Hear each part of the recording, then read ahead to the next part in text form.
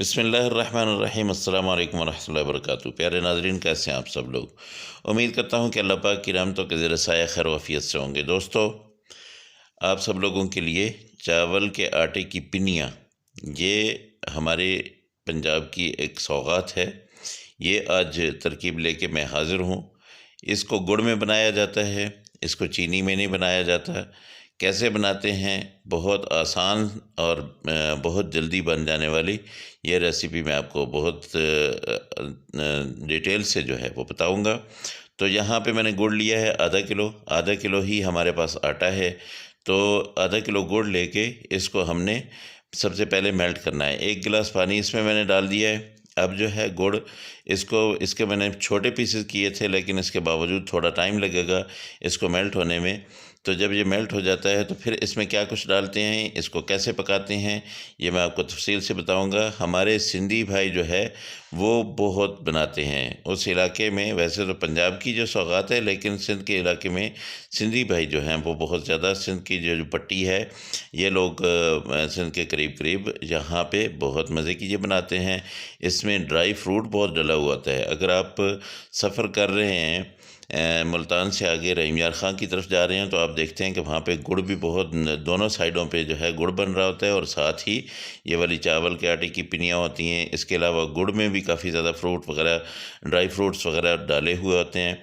और बहुत ही दोनों सड़क के दोनों साइडों पे अगर आप मोटरवे से सफ़र नहीं कर रहे, जीटी रोड से सफ़र कर रहे हैं, तो आप देखते हैं कि वहाँ पे बहुत ही मज़े की खुशबुएँ आ रही होती हैं। तो वो यही चीज़ होती है। ये देखिए, ये जोश आना शुरू हो गया है।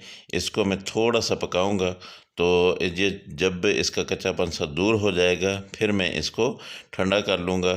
तो उसके साथ साथ और मैंने क्या करना है वो आप मेरे साथ होंगे। ये देखिए, ये पकता जा रहा है। तो इसको हमने 1 तार 2 तार ये इतना ज़्यादा गाढ़ा नहीं करना है, बस हमने इसको अब साइड पे करना है। और इसके अलावा हमने ले लेनी है कढ़ाई। कढ़ाई में हमने डाल देना है 2 चम्मच घी। यहाँ पे आपने घी लेना है।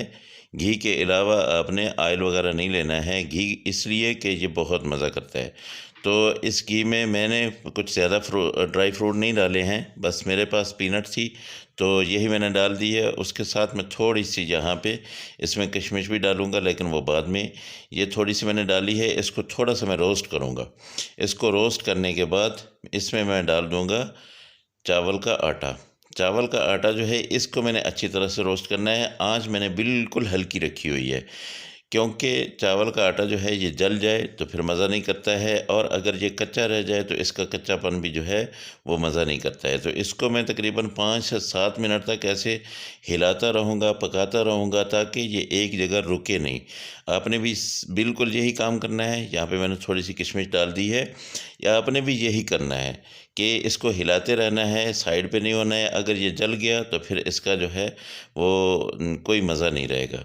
तो अब ये देखिए, तकरीबन 7 मिनट हो गए हैं। तो अब इसमें मैं डालने लगा हूँ वो वाला शीरा जो मैंने बना के रखा हुआ था। ये बहुत गाढ़ा है, और इसको मैंने, ये देखिए, ये डाल दिया। अब इसको आपने मिक्स कर लेना है।